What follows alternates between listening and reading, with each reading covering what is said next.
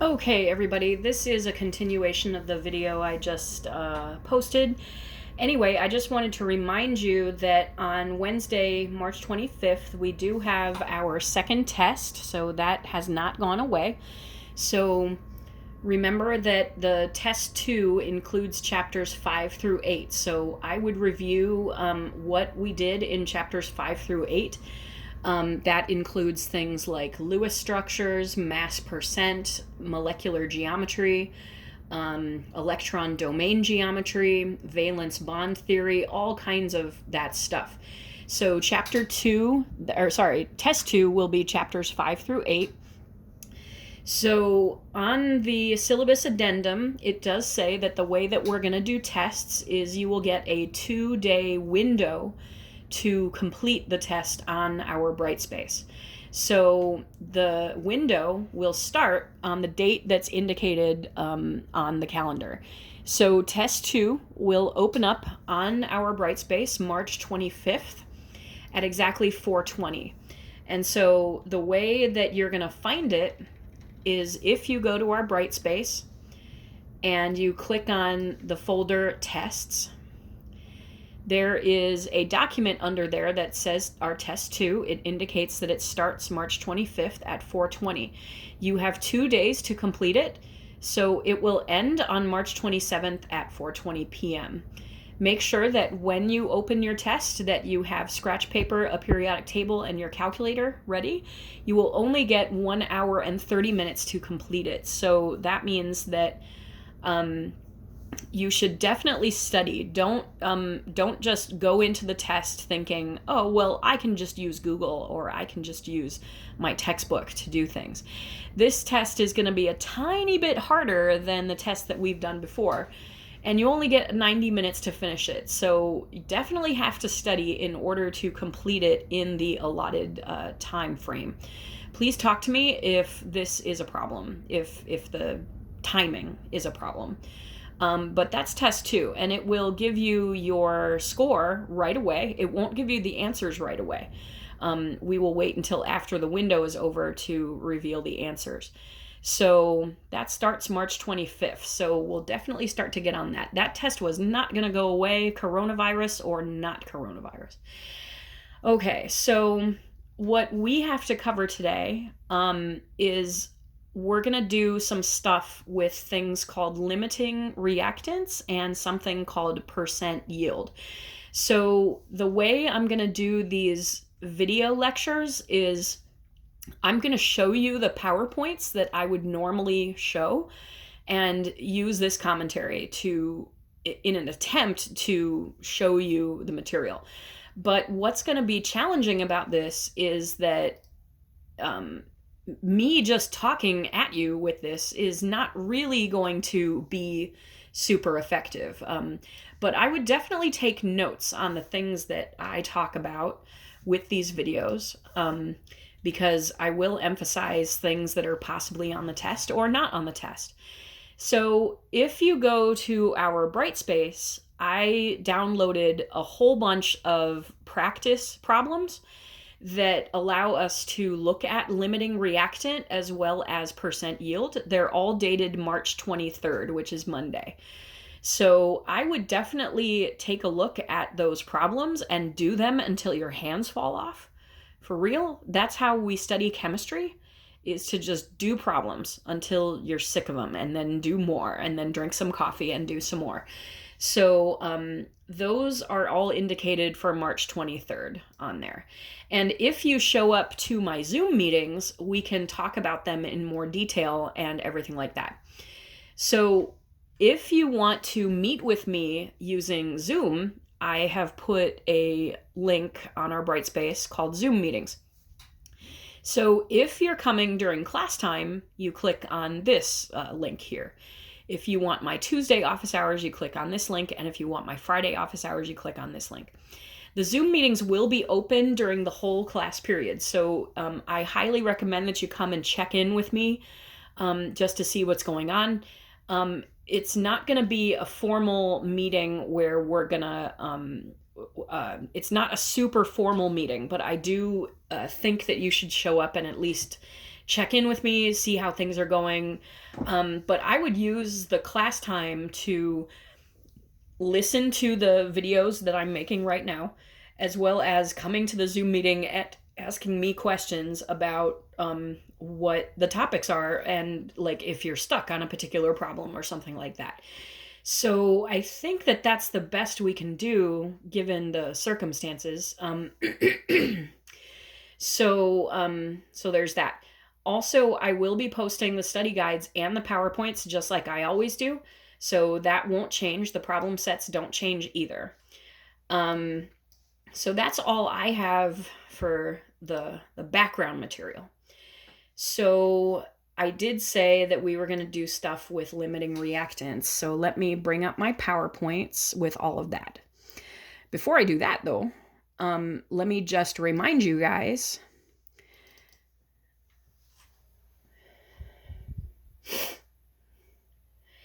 that we did problems the last class period before the whole crisis started. We were doing problems in class that were related to balanced chemical equations. So we called that stoichiometry. I hope you guys remember that. So when we were in class the Wednesday before the whole thing happened, I gave you a document that had the mole island, if you guys remember that. Let me bring it up on the screen. So I'm reminding you of the things that we did. We identified what the known chemical was in a question versus the unknown chemical. And I always said that we move to the dark side when we're looking at this diagram. So when we're doing stoichiometry, you always want to figure out where you're starting and where you're going. So we also said that in the middle here, when it says to use coefficients from the balanced chemical equation, that was like paying the toll in a toll booth. So we said that the toll is that mole ratio of the unknown over known, right? So U over K. That's what we talked about when we did these. And so at the end of the last class period, I gave you guys some in-class problems that looked like these. And you guys did a great job with applying the mole island diagram to answer the questions here. So as I was circulating around last class period, I was pretty confident that we got this particular skill down with these questions. This is also on Brightspace if you still want to look at it. So anyway, what I have to do now is we're going to take this a step further. Some stuff that we need to know, like additional subjects that are related to this reaction stoichiometry. So that has to do with limiting reactants and percent yield. So let me go to that. Okay.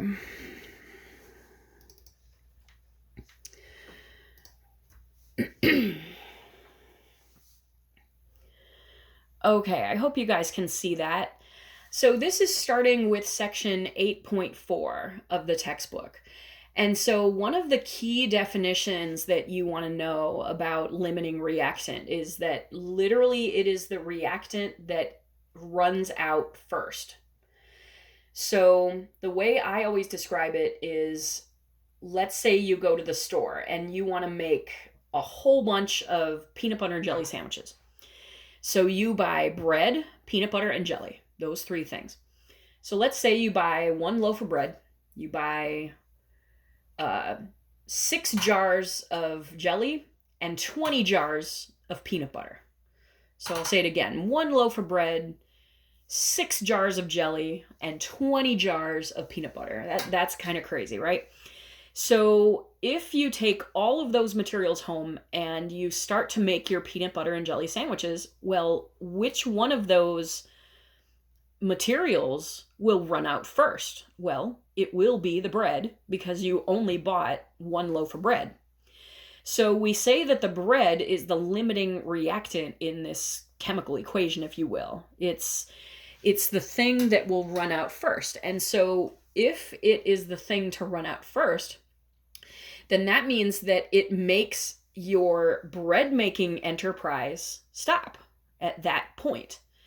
You can't make any more sandwiches if you run out of bread.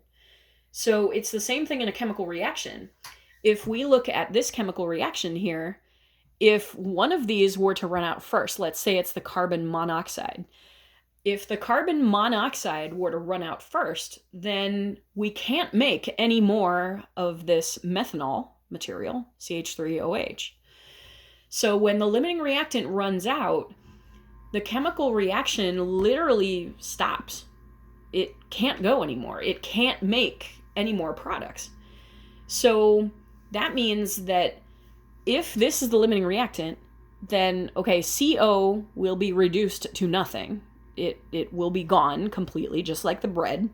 Bread will be gone completely. So this will be left over. So if this is the limiting reactant, then we say that this is what's called the excess reactant. It's the other reactant. So the excess reactant in my bread story earlier was the jelly and the peanut butter. Both of those are in excess. You'll have many, many jars of them left in your kitchen after all of the bread is gone. So it's like you can't make any more products. So it's left over. So this picture here is attempting to show what if the hydrogen was the limiting reactant. So these circles right here are meant to show the hydrogen gas. These black and red spheres are meant to show the carbon monoxide molecules. So notice that, okay, we start with this mixture of reactants, carbon monoxide and hydrogen mixed together. And we have this product that was made, these crazy looking things here, and there's a carbon monoxide molecule left. So that means that the carbon monoxide is in excess in this picture because it is left over. And the hydrogen gas, there is none of it in the products. It's completely gone. So it is the limiting reactant in this particular picture. So two things. We want to be able to identify which of these is the limiting reactant and which one is in excess. As soon as you identify the limiting reactant, then the other one is in excess by default. That's how it works. So that's that. There is a mathematical way for us to figure out which one is in excess and which one is the limiting reactant. Sometimes I call the limiting reactant the LR. So if you hear me say LR, that's what it means. Okay, so here's what I do. I'm going to show you kind of a fast way to figure out what the limiting reactant is. So here's one way to do it. Let's say you have to be given two amounts. So notice that, let's say we have a reaction where there's 5 moles of carbon monoxide and 8 moles of hydrogen. So what we want to do is ask the question, how many moles of hydrogen are necessary in order for all of that carbon monoxide to react? So it's kind of like with this question that's right here, we're saying that this is the unknown quantity, the hydrogen, and this is the known quantity. So it becomes just a one-step problem where we're just going to apply the mole ratio. We're going to pay that toll. We're going to start in the left-hand circle for the moles of carbon monoxide, which is the known quantity, and we're going to go to moles of the unknown quantity. The mole ratio is unknown over known, so that's 2/1, just as we can see in the chemical reaction. So 10 moles of hydrogen are required to react with 5 moles of carbon monoxide. Well, how much hydrogen do we have? We need 10 moles. But we only have 8. So will the hydrogen run out? Yes, it will. Because we need 10 and we only have 8 that's in the question. Hydrogen will run out first. So that's what this bottom is saying. It's saying 10 moles of hydrogen are required, but only 8 moles are available. That means that hydrogen is the LR. It is the limiting reactant. If we go the other way, like let's answer the question, how many moles of carbon monoxide are needed to react with all the hydrogen? Let's do the other way. Let's say that this is the unknown quantity and this is the known quantity. So we go from known to unknown. We're going to pay that toll. We're going to start with 8 moles of hydrogen, pay the toll of the unknown divided by the known, and it becomes 4. We look at this and compare it to what we're given. Okay, we need 4 moles of carbon monoxide. We have 5. So we have too much carbon monoxide in this mixture.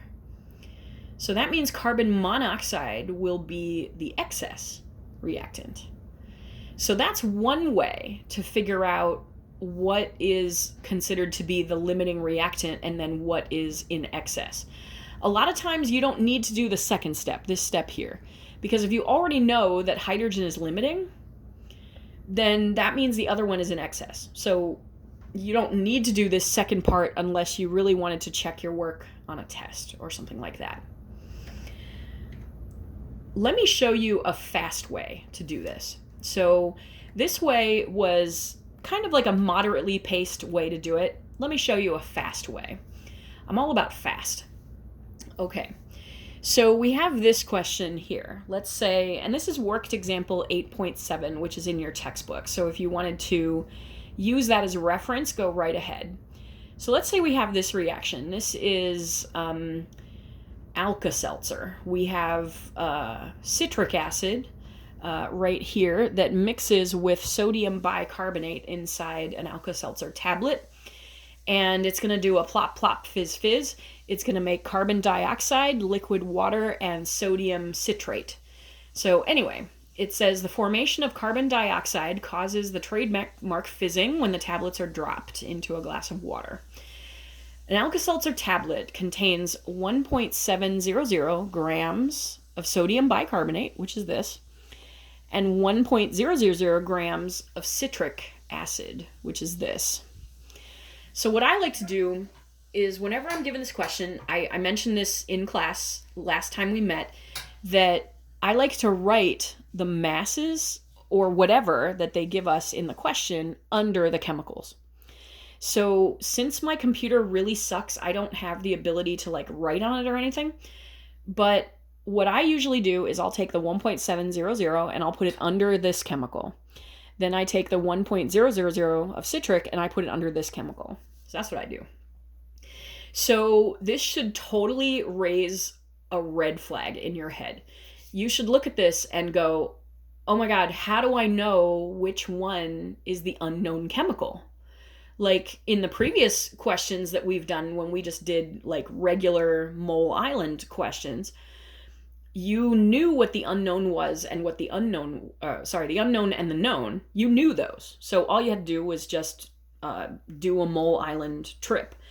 But here, you don't know what your unknown is because they give you 2 different values for 2 different reactants. So moving forward, what I would do is when they give you 2 different reactants like that, a bell should go off in your head and you should go, oh God, I have to find the LR. I have to. If you don't find what the LR is, you're not going to know what your unknown is. So most questions will not tell you. And in fact, I would say that most of the questions on the test I wrote for Wednesday do not tell you to find the limiting reactant. You have to know that you have to find it. So, but here they tell us, they say part A, which ingredient is the limiting reactant? Okay, so once we find the limiting reactant, it's going to be your U. It's going to be your unknown that you're going to do the problem with. So here's the fast way to do it. You got 1.700 grams of this, and you got 1.000 grams of this. First thing, make sure that they're both in moles. So convert both of them to moles. That's the first step. Second step, you're going to divide that number of moles for each of these by their coefficients that are in front. So this moles you're going to divide by 3. This moles you're going to divide by 1. Remember, that is a 1 in front of there. Then, once you figure that answer out, whichever one is less, that's the limiting reactant. So that means that the other one will be in excess. So for this particular question, the limiting reactant is citric acid. So here they did that. They found that this is the number of moles of bicarbonate. Here's the moles of citric acid. And so you take these two numbers, divide by their coefficients in the balanced chemical equation, and then whichever one is less, that will be the limiting reactant. So that's part A. We just want to find what the limiting reactant is. Okay, now part B says what mass of the excess reactant is left over when the reaction is complete. Okay, that's a crazy question. Let's come back to part B. Let's do C, and then we'll go back to B. So when we look at C, it says what mass of carbon dioxide will form. Okay, well, in part A, we said that this was the limiting reactant. So if we know that the citric acid is the limiting reactant, you want to put a big U over the citric acid because it is now the unknown in this question. And it will always be the unknown in this question. So whenever you do a problem and you figure out what the limiting reactant is, it will always be your unknown that you start with. Sorry, it will be your known, I meant. Can't talk. Okay, so if we want to know the mass of carbon dioxide, start with your 1.000 grams of citric acid and do a mole island to figure out how much carbon dioxide will come out. So if we do a mole island, that will just be, okay, we have the moles of citric acid, we multiply by unknown over known, then multiply by the molar mass of carbon dioxide. So you should get 0.6874 grams of carbon dioxide that comes out of this. Okay, so that's part C. So part C, I think you guys are good with. All you have to do is just a mole island question. Okay, now for part B, it wants what mass of excess reactant is left over. So let me show you how to do that. I'm going to push escape here. I'm going to add a blank slide where I can type. Okay, so the amount of excess reactant is equal to the original amount of excess reactant minus the amount of excess reactant used from stoichiometry. I'm terrible at making slides, but I hope we can kind of understand what's going on here. So the amount of excess reactant left over, I'll add the words left over, equals the original amount of excess minus the amount of excess used from stoichiometry. So the original amount is given in the question. And then this amount, where it says the amount of excess reactant used from stoichiometry, that is found from a mole island. So let's go back to the question.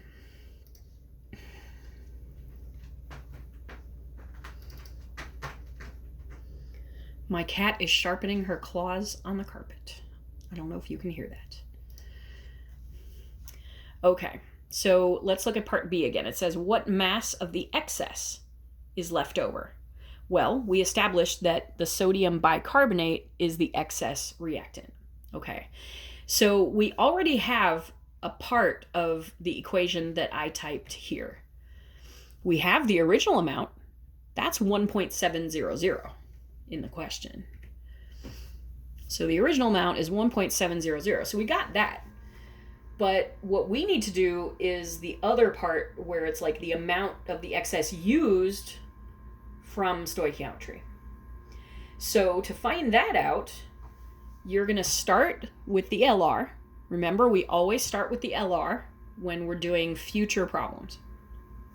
You start with the LR, and you're going to do a mole island that gets us the grams of this that is used from, like, with that LR. So let me show you. So we start with the amount of LR. We multiply by the mole ratio. So we pay that toll, 3/1. Then we multiply by the molar mass of that sodium bicarbonate to get the amount that was used by the LR. So this is the amount that was used by the LR. First calculate the sodium bicarbonate that will react. Okay, whoops, I misspoke. I misread this. 0.01562 moles will be consumed when we calculate this. That means that 0.00462 moles will be unreacted. So there's several ways we could do this. One, we could take this amount that was consumed, convert that to moles, convert that to grams by multiplying by the molar mass. And that is the thing that goes here in this equation, the amount of excess reactant used. So that's one way we could do it. Or we could do what is on the bottom here, where if 0.01562 moles is consumed, then that leaves this much that has been unreacted. So what the textbook did was they took the original amount of sodium bicarbonate and then they subtracted the amount that was consumed to get the amount that it was unreacted. Then they took that and multiplied by its molar mass. Either way, you'll get the same answer. So I always use this equation. So just to reiterate, you have the original amount of excess reactant that's given in the question. This amount can be found in one of two ways. One, you start with the LR, calculate how much is needed to react with that LR, then plug it into here. That's one way to do it. Or do it like what the textbook did, where if 0.01562 moles is consumed, then that leaves 0.00462 moles unreacted. Then convert that to grams. Either way, you'll get the same answer in either direction. So I'm not sure if that is clear, because I've never taught limiting reactants from a phone before. But I will be available to answer questions, and there are tons of extra problems on Brightspace to test your ability to see if you can actually do these types of questions. And it does have answers. So there's that. Also, what I'm going to do is in my PowerPoints, there are extra questions as well. So for this particular question, we have 90 grams of iron 3 chloride and 52 grams of dihydrogen sulfide. Remember that on the test on Tuesday, or test 2 on Wednesday, that I do ask nomenclature questions. So you should know how to name these particular chemicals and all of that. So what's challenging about this question is that there's no balanced equation. Oh my God, you need a balanced equation before you can attempt these questions. So once you get a balanced chemical equation, oh my God, they give us 2 different values for 2 different reactants. Okay, we're going to have to follow the steps So we need to we need to figure out which of these is the LR, which one will run out first. If we don't figure that out, we can't go forward with the question. So I don't have the ability to write it out here, but what you do is take these, put them into moles, right? Then divide by their coefficients in the balanced chemical equation. Whichever one is less, that's the limiting reactant. So if I ask you the question, what is the mass of hydrogen chloride that is produced, you have to start your mole island with that LR. You must. Then to find the mass of excess reactant, you're going to do just what we did, the original amount of what the excess is. Then you're going to calculate how much of the excess is used by the LR. Then go original minus that to get what the amount in excess is. So unfortunately, I can't write it out here, but if you do show up for my Zoom hours or something, I do have a setup where I can write on a white piece of paper with my webcam and stuff. So I'm just going to leave this inside the PowerPoint for you guys to attempt if you would like. Sometimes you can get chemical reactions where there might be like more than 2 reactants. So like in this question, they give us TiO2, chlorine, and carbon. You don't have to panic. You handle it exactly the same way. So you're just going to follow the steps that we went over to figure out which one is the limiting reactant. So this question is another way that these questions can be worded. It's like, if you think about it, the limiting reactant runs out. It's the first thing that runs out, which means that when you start a mole island question from the limiting reactant and you calculate, like, say, how much TiCl4 will come out, that is the maximum mass of TiCl4 that can be produced by this reaction. So I'm just showing you this as like another possible wording of a type of question. Determine the maximum mass. So this is definitely an LR question. I will make sure to put answers in here. I just realized that these don't have answers, so I will make sure to put answers in there. So sometimes we could give you 2 different reactants, but they're in different units. So like this one's got 22.3 grams of calcium hydroxide, but then it's got 1 mole of hydrochloric acid. Well, okay. So we need to, even though they're in different units, you still follow the same pattern. You put them in moles, then divide by their coefficients in the balanced chemical reaction, and then whichever one is less, that's the limiting reactant. So here I didn't give you that balanced chemical reaction, so you definitely have to write it out before you do the question. That is very important.